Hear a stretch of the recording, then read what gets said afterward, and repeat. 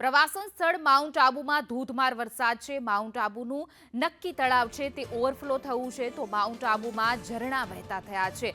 કોદરા dam પણ overflow થયું છે। માઉન્ટ આબુના દ્રશ્યો કે જ્યાં સુંદર દ્રશ્યો છે, તો સાથે સાથે રૌદ્ર સ્વરૂપના પણ દ્રશ્યો સામે આવ્યા છે। પ્રવાસન સ્થળ છે માઉન્ટ આબુ કે હજારો પ્રવાસીઓ અહીંયા ફરવા આવતા હોય છે, પરંતુ રમણીય દ્રશ્યો પણ સર્જાયા છે। અનેક ધોધ છે તે સક્રિય થઈ ગયા છે, તો વિકરાળ ધોધના દ્રશ્યો પણ સર્જાયા છે।